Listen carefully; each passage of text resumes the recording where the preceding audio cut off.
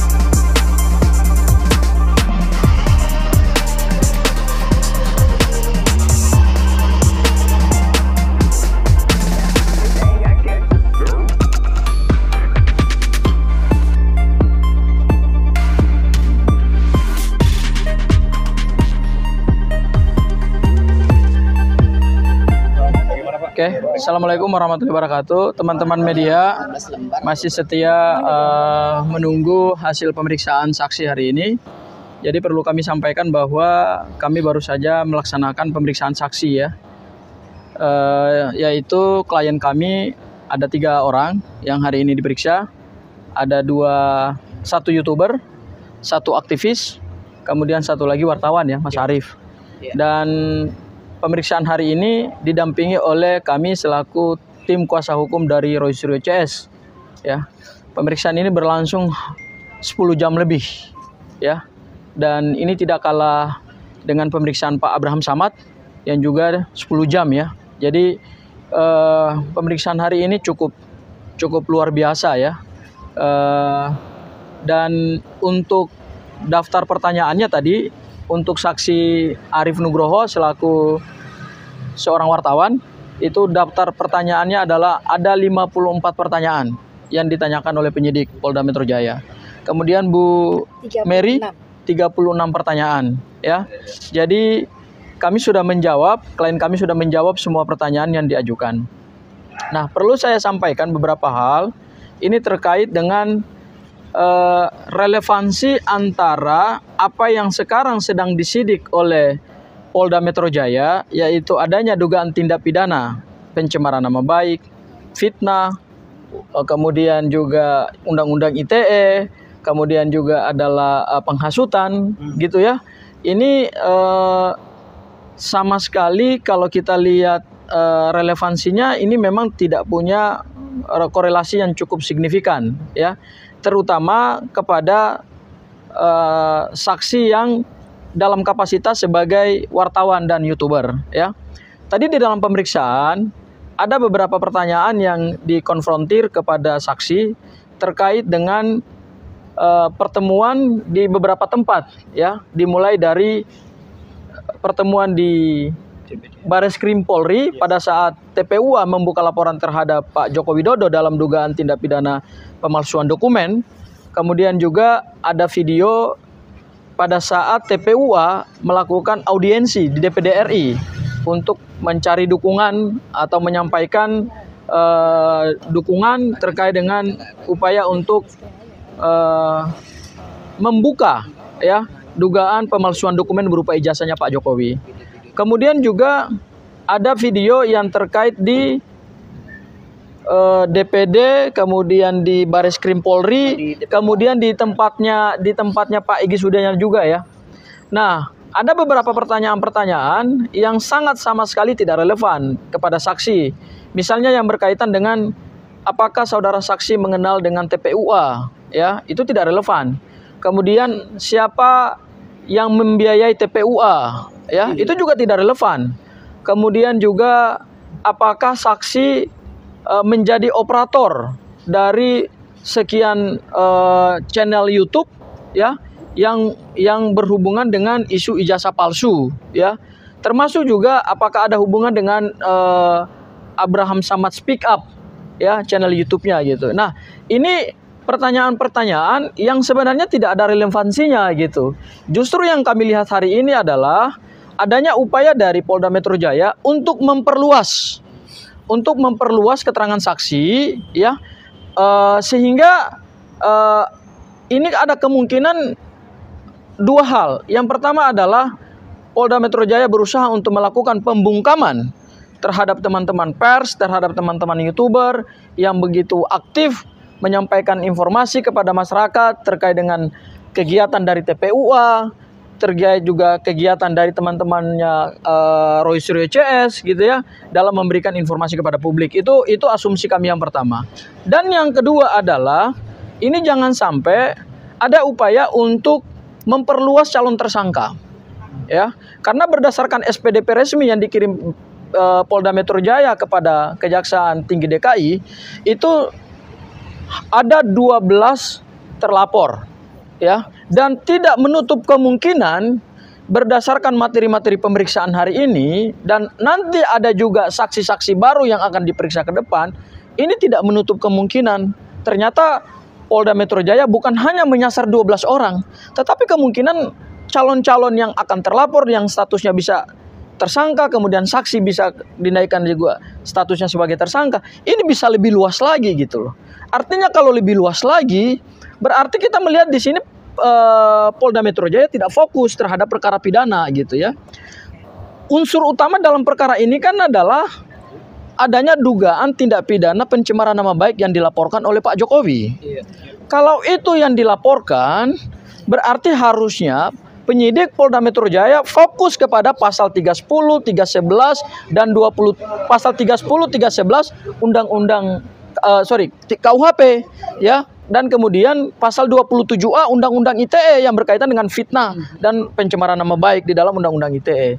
Nah, kalau penyidik mau fokus saja di laporannya Pak Jokowi ya, yang merasa dirinya dihinakan, direndahkan itu ya, menurut saya tidak perlu lagi memperluas saksi gitu ya, klaster saksi. Karena sekarang bukan hanya aktivis, bukan hanya akademisi yang diancam kemerdekaannya, tetapi yang sekarang terjadi adalah ini teman-teman wartawan ditarik, kemudian teman-teman YouTuber juga ditarik. Kami melihat bahwa jangan sampai kemudian Polda Metro Jaya keluar dari pokok perkaranya gitu loh. Pokok perkaranya kan adalah pencemaran nama baik terhadap Pak Jokowi. Dan hari ini kami merasakan betul ya, ada perluasan pemeriksaan secara material ya. Dari yang tadinya adalah pencemaran nama baik, sekarang larinya kemana-mana nih, menyasar YouTuber. Jadi kalau ada YouTuber mengunggah suatu informasi yang dia rekam di suatu tempat, kemudian itu dianggap melakukan pencemaran, penghinaan, kemudian mengadu domba masyarakat. Wah, ini bahaya ini untuk kebebasan dan kemerdekaan kita dalam menyampaikan informasi publik, kebebasan kita berpendapat. Hari ini kami sebagai kuasa hukum Roy Suryo CS baru merasakan dan melihat materi pemeriksaan. Selama ini kami belum tahu kira-kira apa korelasi antara saksi dari pihak YouTuber, kemudian saksi dari pihak wartawan. Ini apa korelasinya dan apa substansinya? Ternyata hari ini kami baru membaca dan mengalami sendiri proses pemeriksaan itu. Kami melihat bahwa Polda Metro Jaya sekarang sedang melakukan perluasan materi ya, kemudian memperluas klaster pemeriksaan saksi. Dan bisa saja akibat dari perluasan materi penyidikan hari ini, kemudian memperluas klaster saksi, kita takut jangan sampai, kita khawatir jangan sampai ini juga memperluas kemungkinan calon tersangka. Ya, ini kita sebut ini upaya kriminalisasi nih. Ini benar-benar kriminalisasi. Kalau Polda Metro Jaya betul-betul ingin menyidik dugaan pencemaran nama baik laporannya Pak Jokowi, fokus saja di situ. Nanti kita uji gitu loh. Dalam tahapan penyidikan ini kan kita akan uji alat bukti, ya. Jangan lagi tarik teman-teman yang tidak tahu menahu. Kasihan loh.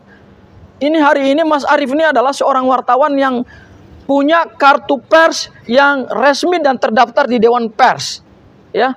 Seharusnya berdasarkan Undang-Undang Nomor 40 tahun 1999 tentang kebebasan pers dan berdasarkan MOU kesepakatan bersama antara Dewan Pers dengan Mabes Polri, Baraskrim Mabes Polri, terhadap teman-teman wartawan, teman-teman YouTuber, itu kan perlu diklarifikasi dulu, tidak ujuk-ujuk langsung dimintai keterangan gitu, terkait dengan berita yang mereka unggah, yang mereka upload gitu, yang mereka sama sekali tidak mengubah isi berita itu, dan mereka tidak dalam kapasitas memberikan pernyataan kepada media gitu. Mereka ini sama seperti teman-teman Kompas, sama seperti teman-teman iNews, sama seperti teman-teman Metro TV, seperti teman-teman TV One, hanya memberitakan saja. Tapi di republik yang hari ini kita sudah merasakan 80 tahun kemerdekaan, memberitakan suatu berita itu bisa dianggap sebagai turut serta. Ini yang kita khawatirkan. Ini kita khawatirkan. Jangan sampai pasal 55 KUHP sebagai pasal turut serta itu digunakan dalam perkara ini gitu. Karena materi pemeriksaannya sudah mengarah ke sana gitu. Dan kami merasa bahwa ini ada upaya kriminalisasi nih. Upaya membungkam kebebasan pers, upaya menutup ruang untuk kita berdialog, kita berdiskusi, kita menyampaikan informasi kepada publik, dan hal itu kami rasakan hari ini pada saat pemeriksaan. Ya, ini tentu yang kita sesalkan. Ya, jadi mudah-mudahan Polda Metro Jaya terbukalah. Jangan lagi memperluas perang gitu loh. Jangan lagi memperluas area permainan ini gitu loh. Jangan lagi menyeret pihak-pihak yang tidak punya peran, tidak punya kapasitas dalam perkara ini, tapi harus diseret dan dipaksa untuk memberikan keterangan. Kemudian keterangannya itu bisa membahayakan dirinya sendiri dan membahayakan orang lain. Padahal kalau kita lihat dari 3 klaster pasal yang dipakai, saya bagi 3 klasternya nih. Klaster pertama adalah delik pencemaran nama baik. Itu pasal 310, 311 KUHP, 27A Undang-Undang ITE. Klaster kedua itu berkaitan dengan delik dokumen elektronik. Pasal 32 dan pasal 35 Undang-Undang ITE. Dan klaster terakhir, ini klaster penghasutan, pasal 160 KUHP dan pasal 28 ayat 2 Undang-Undang ITE. Dari 3 klaster pasal yang sekarang dipakai, ya, 1 klaster relevan, yaitu penghinaan dan pencemaran nama baik. Tapi 2 klaster ini nggak relevan sama sekali.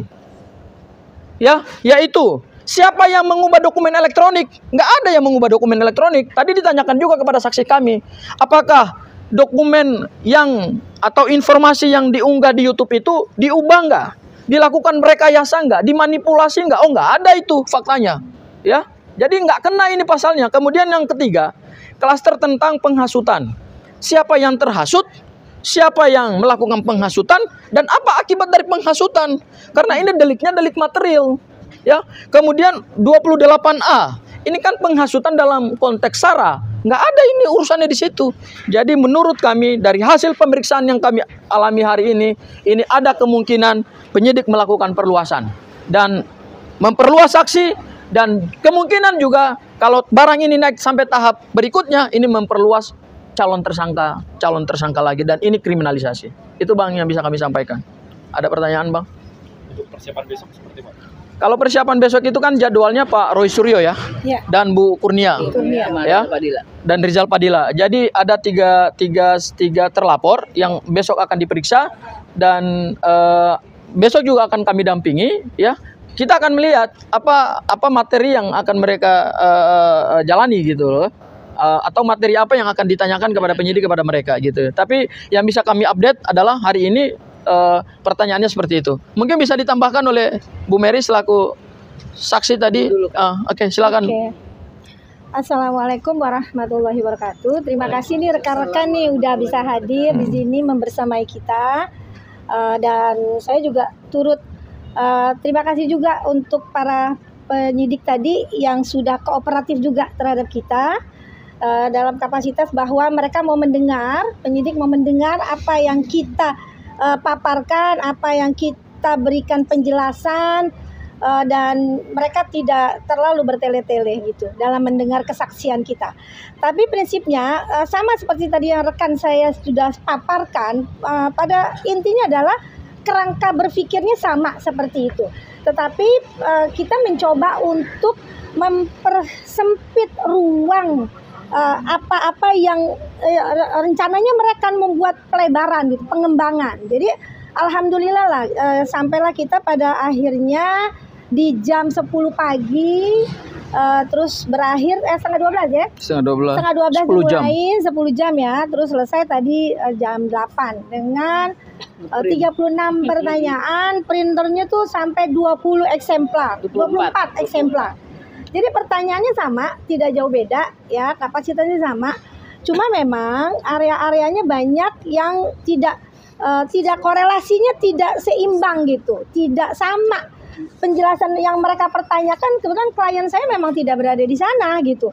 Tapi mereka mencoba untuk mengembangkan sehingga akhirnya mencoba untuk menggiring opini itu dengan satu opini yang akhirnya bisa satu sama lain tuh saling berkaitan begitu. Jadi dan mudah-mudahan lah nanti untuk kedepannya saya minta juga sama penyidik jangan mencoba untuk menggiring pertanyaan lah begitu ya, sehingga tidak mempersulit klien-klien kita dalam memberikan penjelasan, pemaparan. Tanyakan saja sesuai dengan peristiwa yang terjadi pada tanggal itu.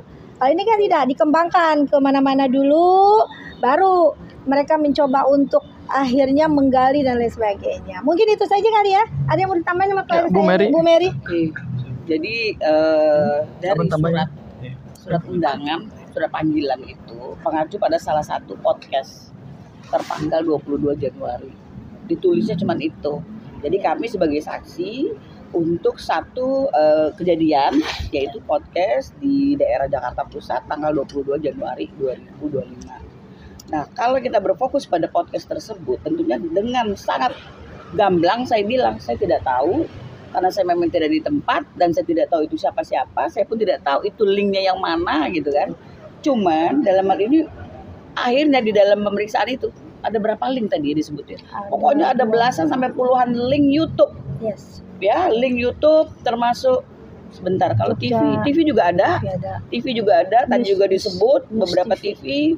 Jadi apa yang disebutkan oleh para aktivis tersebut pada link-link yang udah diambil mereka dari YouTube dan sebagainya, kami diminta konfirmasi. Apakah paham mengenai ini? Saya nggak paham.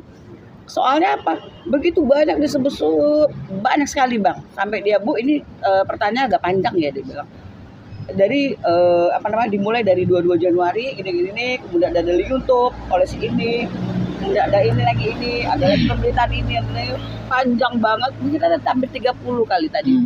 30 link media ya, atau video.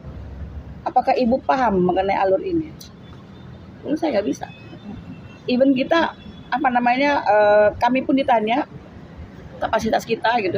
Saya bilang kami tidak dalam kapasitas sebagai tim TPUA, bukan. Dan kami bukan simpatisan dari TPUA, kami hanya emak-emak, betul ya emak-emak ya? Betul. Emak-emak yang masih ada waktu untuk negara ini. Dan kami terpanggil. Kami terpanggil untuk istilah gini loh, terserah lah mau ijazah asli atau palsu, terserah gitu ya. Yang penting ya tunjukin aja gitu loh ijazahnya. Jadi kita nggak berpanjang-panjang.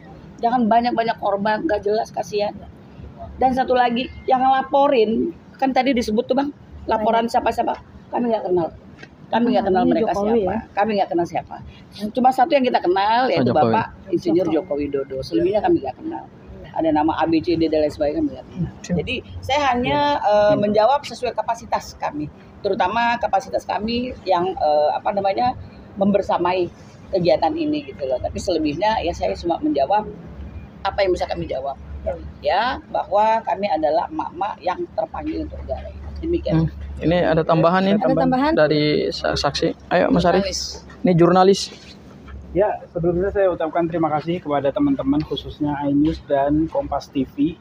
Dan saya di sini sebagai jurnalis resmi dari SNN, Satu Indonesia News Network, yang tadi dipanggil menjadi saksi ke dalam. Dan secara pribadi sebenarnya saya tersinggung atas panggilan ini, karena sebagaimana teman-teman di sini sebagai jurnalis juga mempunyai pekerjaan yang sama dengan saya, seharusnya itu sudah ada ruang sendiri untuk para jurnalis bisa meminta klarifikasi, bisa memberikan somasi apabila terdapat video ataupun berita yang dianggap menyinggung orang lain. Dan saya pikir ini semuanya sudah paham soal ini. Tapi akhirnya pada hari ini saya dipanggil untuk 5 video setidaknya. Dan ternyata dari kelima video itu 3 videonya itu bukan saya ya yang kemudian memberitakan itu, sama sekali tidak ada hubungannya dengan saya. Saya hanya ada 2 video. Dan di dalam video itu pun seperti yang hari ini teman-teman sedang syuting. Seperti saya berbicara, kemudian teman-teman syuting situ begitu saja. Dan kebetulan video itu seperti yang disampaikan oleh Bang Abdul Ghafur tadi, seperti ada pertemuan di DPD RI, kemudian ada Bareskrim. Nah itu. Dan tugas kita sebagai jurnalis ya tentu saja mengabarkan itu. Dan saya dipertanyakan yang agak lumayan menyinggung itu adalah soal pendapat saya, soal apa pendapat saya terkait video tersebut. Nah kan sebenarnya itu tidak layak kalau itu ditanyakan ke saya. Seharusnya itu ditanyakan kepada yang bersangkutan gitu. Dan tugas jurnalis kan hanya memberitakan, menyampaikan, memberikan informasi kepada masyarakat, karena ini adalah bentuk dari kemerdekaan pers. Dan itu sudah diatur di dalam Undang-Undang Pers nomor tahun 1999. Jadi saya pikir ini tidak menjadi monsterisasi bagi para jurnalis-jurnalis berikutnya yang ingin memberitakan satu berita yang memang berita itu layak untuk dinikmati atau untuk disajikan kepada masyarakat secara umum. Dan mudah-mudahan ini menjadi pelajaran lah buat pada dalam hari ini pihak kepolisian untuk tidak mengulanginya lagi. Karena sebagai jurnalis kita sudah punya wadahnya tersendiri untuk menyampaikan keberatan terhadap berita yang kita sampaikan. Mungkin itu aja teman-teman iNews dan Kompas TV serta teman-teman yang lain. Terima kasih. Wassalamualaikum warahmatullahi wabarakatuh. Waalaikumsalam.